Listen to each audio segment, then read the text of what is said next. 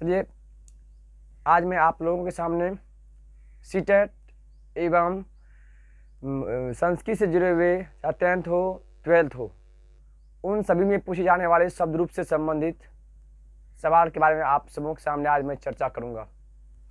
आखिरकार शब्द रूप से संबंधित जो भी शब्द पूछे जाते हैं वह आज के दिन इतना आसान है। यदि आप इस चीज़ को जान लेते हैं तो कोई भारी नहीं है, रटने की जरूरत नहीं है, रटाने की कोई जरूरत नहीं है। एक बार यदि ध्यानपूर्वक समझ गए तो इससे आसान कुछ भी नहीं है। इसलिए हम आप सबों के सामने शब्द रूप लेकर आया हूँ, संस्कृत का शब्द रूप, जो कि वह 10th से जुड़े हुए हो, 12th से जुड़े हुए हो या सीटेट से जुड़े हुए हो। आपको इससे बाहर किसी भी स्तर से नहीं पूछ पाएगा और इससे बेहतर आसान तरीका और कोई नहीं हो सकता। तो आज आप सबों के सामने मैं इसका मात्रा के माध्यम से मैं बताना चाहूँगा, जो कि सबसे आसान, जो बचपन से पढ़ते आए हुए हैं। चलिए मैं बात करता हूँ मात्रा के माध्यम से, कैसे हम शब्द रूप को कोई भी, चाहे बालक हो, लता हो, पति हो, भूपति हो, अस्मद हो, युष्मद हो, किसी को भी किस प्रकार से हम आसान भाषा में, आसान शब्द में अपने आप को रख पाए, इसके बारे में मैं आप सबों के सामने आया हूँ और आप लोगों को इस चीज़ की बेहतरीन जानकारी दूंगा। तो चलिए शब्द रूप में सबसे पहले बचपन से हम लोग मात्रा पढ़ते आए हुए हैं, तो हम मात्रा की बात करते हैं। मात्रा क्या होता है? तो जैसे देख सकते हैं आप, ओ, आ, हर्षी, दीर्घई, हर्षऊ, दुर्गाऊ, इस तरह से ओ री, रड़ी, अंस्वा और विसर्ग इस प्रकार से होता है। हर कोई मात्रा जानता है। इसी मात्रा के माध्यम से मैं आप सबों के सामने शब्द रूप बताऊंगा, जो कि सबसे बेहतरीन तरीका से। तो देखिए मात्रा में अ जो होता है, ये मात्रा अ है, ये आ है। आ का देखे होंगे कि यह मात्रा आ दिखता है, लेकिन अ जो होता है हर व्यंजन वर्ण में छिपे हुए होते हैं। हर्षई का रूप जो होता है इस प्रकार से था, जो किसी भी शब्दों के पहले यदि मात्रा हर्षई हो तो आगे से जुड़े हुए होते हैं, दीर्घई होता है तो उनके पीछे से जुड़े हुए होते हैं, और फिर हर्षु होता है तो इस रूप में होता है, दुर्गा होता है तो ये होता है। इसी को ध्यान रखना है, या कैसे पुल्लिंग है कैसे स्त्रीलिंग है। जैसे इसमें चर्चा किया गया है शब्द रूप में स्वरांत और व्यंजनांत। स्वरांत का तात्पर्य नहीं, बल्कि हाँ मात्रा के तात्पर्यता के साथ मैं आप सबों के साथ रख रहा हूँ। तो देखिए यदि अ से जुड़ा हुआ है इसको पुल्लिंग मान लेंगे, ये पुल्लिंग होगा, ये पुल्लिंग होगा। इस प्रकार से अ, हर्षई, हर्षऊ, उसके बाद अ, ओ, इस प्रकार के जो एक मात्रा वाले होंगे वो सभी का सभी वह मात्रा में एक मात्रा वाले वह पुल्लिंग शब्द होता है। फिर द्विमात्रा, द्विमतलब देखे होंगे, यदि अ होता है तो वह दिखता नहीं है, बल्कि किसी भी व्यंजन के साथ छुप जाता है, लेकिन आ होता है तो दिखता है। ये द्विमात्रिक है, इसको कहते हैं स्त्री वाले रूप। ये आप देख सकते हैं, ये आ, दीर्घई, दुर्गऊ, इस तरह से ओ, रड़ी, इस तरह का जो भी रूप होता है वो सभी का सभी द्विमात्रिक है। अब द्विमात्रिक वाले को स्त्री माना जाता है, एक मात्रा वाले को पुल्लिंग, इसको एक द्विमात्रा वाले को स्त्री। तो इसके माध्यम से आप लोगों के सामने मैं शब्द, जो संस्कृत के शब्द है उनको बता रहा हूँ। इस चीज को ध्यानपूर्वक समझना है। जैसे अ शब्द से जुड़े हुए अकारांत, इसको कहते हैं ओ। और मतलब कैसे पहचानेंगे अकारांत शब्द है? तो इनके लास्ट वर्णों के माध्यम से। जिसके यहाँ म में ओ है, क में ओ है, दीर्घ में वो है, व में ओ है, तो में ओ है, इस प्रकार से राम में ओ, अर्थात इसको कहते हैं अकारांत पुल्लिंग शब्द। जैसे राम हो, बालक हो, देव हो, यहाँ देख सकते हैं राम है, बालक है, देव है, इन सभी में ओ आया हुआ है, ओ इसके साथ छिपा हुआ है। तो ये जो होता है शब्दों में या अकारांत, इस प्रकार के जितने भी शब्द होंगे वह अकारांत पुल्लिंग शब्द कहलाता है। यहाँ दे दिए हैं पुल्लिंग, मतलब अ से जुड़े हुए जिनका लास्ट वर्ण में अ छिप हो मात्रा, वह पुल्लिंग शब्द होंगे। और पुल्लिंग शब्द का सभी का रूप इस, चाहे हम राम का बताएंगे या बालक का बताएंगे, तो इसी के समान चलता है। इस चीज को ध्यान रखना है। इसके बाद हम एक बार आ से ले लें। आज होता है स्त्री शब्द है, बताए यहाँ स्त्री शब्द है आ से। आप देखिए मतलब मात्रा जो होता है वह आखिरी जो उनका वर्ण होता है उनमें दिखता है। जैसे लता में देखिए आ दिखता है, सीता माँ दिखता है, गीता माँ दिखता है, गंगा माँ दिखता है। इस तरह से जितने भी शब्द होंगे आ से जुड़े हुए, वो सभी का सभी इस शब्द के अनुरूप अर्थात आकारांत स्त्री शब्द के रूप में बनेगा, और इसी को आकारांत स्त्री शब्द भी कहते हैं। फिर यदि हम हर्षी की बात करें तो हर्षी होता है ऐसे, ये तो देखिए रवि है, पति है, कवि है, भूपति है। इस तरह से जितने भी शब्द आते हैं हर्षी के इससे जुड़े हुए, ये हर्षी मात्रा है, इनसे जुड़े हुए, उन्हीं को कहते हैं इकारांत शब्द, इनको कहते हैं इकारांत शब्द, और इन्हीं को हम इसमें लिंग में पुल्लिंग शब्द कहते हैं। यदि हम मान लीजिए पति शब्द हम बता देते हैं, तो पति शब्द से जुड़े हुए या रवि शब्द से जुड़े हुए ये सभी का सभी हर्षी से जुड़े हुए सभी शब्द उसी के अनुरूप होगा। सबसे आसान है, इस चीज़ को समझिए। अब दीर्घी की बात करें, दीर्घी है यहाँ पर, ये दीर्घी में देख सकते हैं नदी में दीर्घई है, पत्नी में है, कुमारी में है, राग ई है, रानी का ही राग ई होता है संस्कृत में। तो इस प्रकार से दीर्घई मात्रा है, और दीर्घई मात्रा मतलब द्विमात्रिक है, इसी को इकारांत, यहाँ देखिए हर्षी था इकारांत, दीर्घई वाला इकारांत है, इन्हीं को स्त्री शब्द कहते हैं। और स्त्री शब्द का रूप भी एक, यदि हम नदी या एक हम पत्नी शब्द के बारे में चर्चा करें तो उन्हीं के समान सभी होता है। इसके बाद हम हर्षु से जुड़ा हुआ उकारांत शब्द की बात करें तो देखिए साधु है, गुरु है, प्रभु है, मनु है, इस प्रकार के जितने भी शब्द होता है वो हर्षु से यदि जुड़ा हुआ हो तो उसी को कहते हैं उकारांत पुल्लिंग शब्द। आप देख ही सकते हैं साधु स्त्री होता है साध्वी, लेकिन यहाँ पर साधु है तो ये हर्षु जुड़ा हुआ, इसी को उकारांत पुल्लिंग कहते हैं। दुर्गु की बात करें जैसे वधु, रज्जु, इस प्रकार के जो शब्द होता है वो सभी का सभी उकारांत में, दुर्गु वाला उकारांत में स्त्री शब्द होता है। अब यहाँ बात करें री से जुड़ा हुआ, जैसा भ्रातृ है, भ्रातृ है, देवरी है, पितरी है, निरी है, इस प्रकार। देखिए भ्रातृ मतलब भाई होता है, देवरी मतलब देवर होता है, पितरी मतलब पिता होता है, निरी मतलब नर होता है। इन सभी शब्द जो होता है इन्हीं को ऋकारांत शब्द कहते हैं। कौन सा शब्द? ऋकारांत शब्द। और ऋकारांत में यह पुल्लिंग शब्द है, ऋकारांत शब्दों में ये पुल्लिंग शब्द है। फिर इसके बात करें री से ही जुड़ा हुआ, जैसे स्वस्थ, हम बताएंगे भ्रातृ तो वह पितृ जैसे सभी शब्द आसानी से बन जाएगा। बात करें ऋकारांत में अगला तो स्वश्री, स्वश्री मतलब होता है बहन, मातृ मतलब होता है माता, यात्री मतलब होता है देवरानी। इस तरह से जो भी शब्द होता है ये सभी का सभी ऋकारांत शब्द ही है, लेकिन कौन सा शब्द है? स्त्री शब्द है। तो इन शब्द को जानना है, एक शब्द यदि बताएंगे तो इसमें कहाँ कहाँ अंतर होता है, ये चीज़ों को हम बारीकी से हम सेकेंड फेज में लाऊंगा, इस चीज़ को आप ध्यान रखिएगा। हमारे इसलिए बार बार कहते हैं हमारे US wisdom class YouTube channel को ज़रूर सब्सक्राइब कीजिए, लाइक कीजिए, कमेंट कीजिए, और अधिक से अधिक सीटेट पर्सन हो, 10th से जुड़े हुए पर्सन हो या 12th से जुड़े हुए, संस्कृत से जुड़े हुए हो, जो भी संस्कृत से जुड़े हुए एग्जाम हो, उन सभी के लिए बहुत बहुत बेहतर पैटर्न है, इसको ध्यान रखिए। इसके बाद देखिए यहाँ पर फल है, पाप है, पुस्तक है, पुण्य है, इस प्रकार के जितने शब्द होता है वो सभी का सभी नपुंसक शब्द होता है। यदि हम आपको फल के बारे में बताऊं तो फल यदि हो जाता है तो फल के समान ही पाप का, पुण्य का, वृक्ष का, जो अक्का मतलब ये जो अपने आप में नपुंसक शब्द है उन सभी का रूप समान चलता है, इनको नपुंसक शब्द कहते हैं। जैसे लिंग जब पढ़े होंगे तो उसमें लिंग 3 होता है, पुल्लिंग, स्त्रीलिंग, नपुंसक।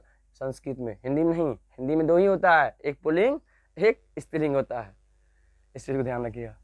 इसके बाद हम बात करिए नपुंसक है। इसके बाद बात करें तो शब्द में ही हल्का नौ से जुड़ा हुआ, ये ध्यान रखिएगा, हल्का नौ से जुड़ा हुआ, जैसे स्वान मतलब कुत्ता होता है, परथीन मतलब रास्ता होता है, युवन मतलब जवान होता है। तो ये इस तरह का जो भी शब्द होता है इन सभी को प्रत्ययांत शब्द कहते हैं। तो प्रत्ययांत शब्द में यदि युवन का बताएंगे या तो स्वान का बताएंगे या तो परथीन का किसी एक का बताएंगे तो उस तरह के रूप एक ही होता है। राजन भी आता है इसमें राजन शब्द भी आता है, 9 होता है इसमें, राजन शब्द भी आता है। राजन शब्द को यदि बताएंगे तो इस तरह का ही रूप होता है। ये सभी प्रत्ययांत शब्द है। फिर हम बात करें, ये प्रत्ययांत देख सकते हैं। अब यहाँ पर देख सकते हैं लिखा युष्मद, युष्मद मतलब तुम, मतलब मध्यम पुरुष का रूप आता है। अस्मद मतलब मैं, उत्तम पुरुष का आता है। अब यहाँ पर तत् है, तत् मतलब पुल्लिंग वाला रूप भी आएगा और स्त्री वाला भी आएगा, दोनों रूप आता है। यदि दोनों रूप आता है तो ये इस तरह का अस्मद, युष्मद, युष्मद, अस्मद, तत्, यत्, इस प्रकार के जितने शब्द होते हैं ये सभी का सभी सर्वनाम शब्द है। और सर्वनाम का मतलब तो जान ही रहे हैं आप सभी, मतलब जो संज्ञा के बदले में प्रयोग किया था उसी को सर्वनाम कहते हैं। तो इसका थोड़ा सा रूप अलग होगा, लेकिन इसके बारे में भी बहुत अच्छे तरह से बताएंगे, जो कि किसी प्रकार से आपको कोई भी एग्जाम, चाहे 10th का से जुड़े हुए शब्द रूप हो या 12th से जुड़े हुए हो या सीटेट से जुड़े हुए हो, सीटेट का एक एक शब्द रूप किसी प्रकार से मिस नहीं हो सकता है। मैं दावे के साथ कर सकता हूँ, यदि हमारे इस जो भी हम पैटर्न बता रहे हैं, हमारे यदि इस चीज़ को आप भली भांति आप देख लेते हैं और भली भांति इस चीज़ को समझ लेते हैं तो ये सभी जो है मात्रा के आधार पर बता दिए, कौन सा है आकारांत, कौन सा आकारांत स्त्री पुरुष, इसके बाद सर्वनाम, प्रत्यारांत, ऋकारांत, सर्वनाम, इन सभी के बारे में। तो इस चीज़ सभी शब्दों को ये ध्यान रखिएगा, इस तरह का जितने भी शब्द आएंगे इसको इस प्रकार से रखें जिससे कि आसान होगा और किसी प्रकार से दिक्कतें नहीं आएगा और आसानी से आप पहचान पाएंगे। यहाँ पर यदि अ से आ जाएगा तो समझ लेना है पुल्लिंग शब्द में आकारांत है, आ से जुड़ा हुआ आ जाएगा समझ लेंगे ये आकारांत स्त्री शब्द है, हर्षी जुड़ा हुआ आ गया समझ जाएंगे ये जो है इकारांत पुल्लिंग शब्द है, दीर्घई से दिख गया तो इसको समझ जाएंगे जो भी शब्द आएगा, जो भी शब्दों का रूप होगा समझ जाएंगे ये स्त्री वाला इकारांत शब्द है। हर्षु जुड़ा हुआ होगा तो समझ जाएंगे बिल्कुल ये क्या है, बिल्कुल ये उकारांत पुल्लिंग शब्द है।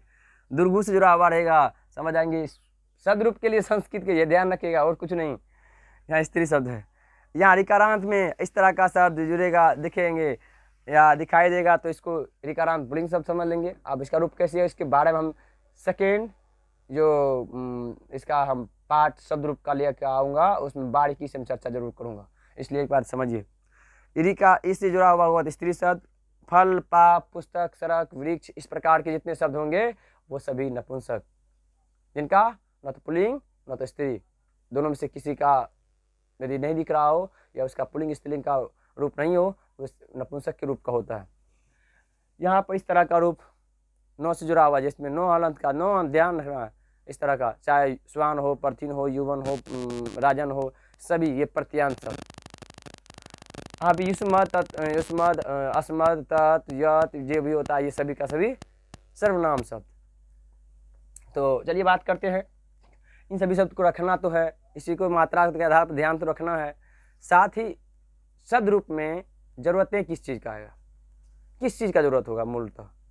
इसमें सबसे पहले देखिए लकार पड़े होंगे तो लकार के लिए प्रत्यय आया होगा, जैसे लकार का प्रत्यय तीत अंति सी थ आमी आवा आम तो तामन अवतम तो अम आम, इस तरह से सभी लकार लट लकार, लंग लकार, लेट लकार, लोट लकार, विधिलिंग, दीर्घ लकार, सभी लकार को आप पढ़े होंगे, सभी को जानते होंगे। इसी प्रकार से शब्द का प्रत्यय होता है, शब्द का प्रत्यय ये है। अब शब्द का प्रत्यय इसको ध्यानपूर्वक रखना है। अब यहाँ पे देखिए एक वचन, द्विवचन, बहुवचन है। अब एक वचन, द्विवचन, बहुवचन में यहाँ पर किस चीज़ को ध्यान रखना है, इस सभी चीज़ों के लिए आकारांत से लेकर के यहाँ लास्ट है सर्वनाम वाले में। तो यहाँ देखिएगा सबसे कॉमन सा हम बता रहे हैं, सबसे आसान प्रथमा और द्वितीय व्यक्ति के रूप का जो भी उसका पहचान होगा वह समान होता है। यहाँ देखिए औ से जुड़ा यहाँ भी है, यहाँ भी ये समान होगा, प्रथमा द्वितीय के द्विवचन। फिर तृतीया चतुर्थी पंचमी, तृतीया चतुर्थी पंचमी, इनका द्विवचन समान होगा। देखिए भयाम भयाम भयाम, सब जगह भयाम नजर आता है। जो भी शब्द रूप होगा तो उसमें सर्वनाम को थोड़ा सा छोड़ करके, कुछ सर्वनाम नहीं, कुछ ऐसे शब्द है सर्वनाम से जुड़े हुए हैं, इनके अलावा सभी में भयाम भयाम शब्द नजर आएगा। अब षष्ठी और सप्तमी का द्विवचन देखिए क्या है, औकार से जुड़ा हुआ है, औकार औकार, यहाँ औकार औकार, जो भी रूप आएगा द्विवचन में औकार ही आएगा। अब इनके बाद प्रथमा का बहुवचन अलग होगा, थोड़ा सा रूप, यदि पुल्लिंग होगा आकारांत तो अलग होगा, स्त्री होगा तो अलग, ऋकारांत होगा तो अलग, प्रत्यारांत होगा तो अलग। इस तरह से जितने जिस प्रकार के जो यहाँ पर हम बता दिए हैं 11 नंबर तक में सभी का रूप थोड़ा थोड़ा अंतर आता है, इस चीज़ को ध्यान रखना है। अब यहाँ द्विवचन में भी थोड़ा सा अंतर होता है, लेकिन बहुवचन में, इसका तृतीया के बहुवचन में या तो भी से होता है जुड़ा हुआ या तो ऐकार से होता है। आकारांत पुल्लिंग होगा, जैसे आकारांत पुल्लिंग जैसे है राम है, बालक है, राम होगा तो रामी, बालक है तो बालके, लेकिन वही आस स्त्री वाला आ जाएगा, लता जैसे तो लता भी, सीता है तो सीता भी, इस तरह से आ जाता है, ये ध्यान रखिएगा। तो इसमें इस दोनों में तो अलग अलग होता है। इसका या तो भी या तो अय, आकारांत में अय, नपुंसक में अय। ये इसमें इसका ये देखिए यहाँ पर है आकारांत पुल्लिंग शब्द, यहाँ है ये नपुंसक। ये जो है इन दोनों का रिलेशन बहुत अच्छा है। ये नपुंसक है, यहाँ देख सकते नपुंसक है, और ये बेचारे आकारांत पुल्लिंग है। आकारांत पुल्लिंग और इसमें अंतर क्या है इसके बारे में जस्ट बताते हैं अभी। इसमें नपुंसक में प्रथमा और द्वितीय व्यक्ति सेम होता है। इसके बाद प्रथम इसका जो होता है आकारांत पुल्लिंग का तृतीय विभक्ति, चतुर्थी, पंचमी, षष्ठी, सप्तमी का रूप जैसे आकारांत पुल्लिंग का होता है उसी तरह से नपुंसक का सब होता है। ये बता देंगे अभी, जान ही लीजिए। जैसे आप फल का है, फल पर बात कीजिए फलम फले फलानी, फलम फले फलानी, मतलब प्रथमा व्यक्ति द्वितीय व्यक्ति सेम है। आप तृतीय में जाइएगा तो फलेन फलाभ्याम फले, चतुर्थी में जाइएगा फलाय फलाभ्याम फलाभ्य। इसके बाद पंचमी में जाइएगा फलात फलाभ्याम फलाभ्य। उसके बाद षष्ठी में जाइएगा फल से फलियो फलानाम। सप्तमी में जाइए फले फलियो फलेसु। ये तो नपुंसक का बता दिए इसका। यदि इसी राम में आइएगा तो फिर प्रथमा और द्वितीय के अलावा सब सेम है। राम में आएगा राम रामो रामा, रामम रामो रामान, रामेन रामाभ्याम रामे, रामाय रामाभ्याम रामेभ्य, रामात रामाभ्याम रामेभ्य, राम से रामयो रामानाम, राम से रामयो रामानाम, रामे रामयो रामेशु। इस प्रकार से हो जाता है। तो इस सब में शब्द रूप में ध्यान रखिए। इसका फिर भ्य या तो भी है, इसका सिर्फ ध्यान रखना है भ्य मतलब सर्वनाम को छोड़कर के सब में भ्य आता है। अब षष्ठी के बहुवचन में नाम कोई भी होगा तो उसमें नाम से जुड़ा हुआ होगा, थोड़ा सा उसमें मात्रा में परिवर्तन की वजह से थोड़ा अलग दिखेगा लेकिन नाम ही होता है। सप्तमी में सु होगा, या तो ये वाला सु होगा या तो सु होता है। हम थोड़ा सा यहाँ पर नीचे दिख रहा होगा इसलिए हम थोड़ा सा मिटा रहे हैं, इसको बता रहे हैं। सप्तमी के बहुवचन में सुप लिखा हुआ, इसमें होता है या तो ये वाला सु होगा या तो ये वाला। तो यहाँ पर हम शब्द रूप थोड़ा सा बताएंगे तो इस बारे में चर्चा करेंगे। आप देखिए प्रथमा से सप्तमी तक द्विवचन बहुवचन में कुछ नहीं है। प्रथमा द्वितीय का बहुवचन सेम, तृतीय चतुर्थी पंचमी का द्विवचन सेम, षष्ठी सप्तमी का द्विवचन सेम। उसके बाद प्रथमा द्वितीय का थोड़ा अलग अलग, तृतीय का बहुवचन में अयकार या तो भी आक्रांत होगा तो। उसके बाद चतुर्थी पंचमी का बहुवचन भ्य, षष्ठी में नाम, सप्तमी में सु रहेगा।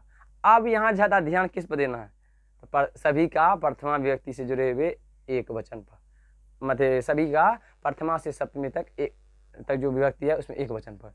अब यहाँ देखिए आक्रांत होगा तो विसर्ग दिखेगा, हाँ, और उसका ज़्यादातर अम दिखेगा, इसमें विसर्ग लता पुल्लिंग शब्द होगा तो विसर्ग, स्त्री होगा तो नहीं दिखेगा।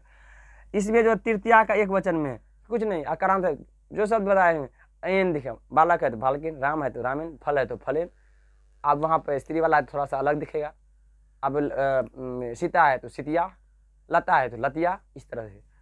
अब यहाँ चतुर्थी में आक्रांत शब्द है तो इसमें क्या दिखेगा, आय दिखेगा, बालक है तो बालक है, राम है तो राम है, लेकिन यहाँ पर सीता है तो सितिये ऐसे दिखेगा। तो इसलिए थोड़ा सा एक वचन का प्रथमा से सप्तमी पर ज़्यादा ध्यान देना है, सभी पे बिल्कुल क्लियर हो जाएगा। पंचमी में आत, सिंपल सा, राम है तो रामात, बालक है तो बालकात, या तो लता या सीता है तो सितिया। या आक्रांत स्त्री शब्द में सित्ता जैसे शब्द जो होता है सभी का पंचमी षष्ठी सेम होता है, सितिया, राम अति लता तो लतिया होता है। लेकिन यदि आक्रांत पुल्लिंग होगा जैसे बालक है तो बालकस्य, राम है तो रामस्य। इसके बाद सप्तमी में राम है तो रामे, बालक है तो बालके, इस तरह से हो जाएगा। इनके बाद बात करें इसका लता में तो लतायाम, सीता है तो सीतायाम, इस प्रकार से हो जाता है। तो चलिए इस चीज़ को हमें उम्मीद है इस चीज़ को आप ध्यानपूर्वक रखिएगा। हम नेक्स्ट वीडियो में हम शब्द पर बैठा करके क्या क्या ध्यान देना है, हम जो सेकेंड शब्द रूप का जो सेकेंड हम पार्ट बनाएंगे उसमें आपको बारीकी से उसमें कहाँ ज़्यादा ध्यान रखना है शॉर्ट टर्म में आपको बता देंगे, और इस चीज़ को बहुत ही बेहतर तरीक़ा से होगा, हमें उम्मीद है। चलिए नेक्स्ट वीडियो में आप सबों के साथ फिर मिलते हैं। Thank you.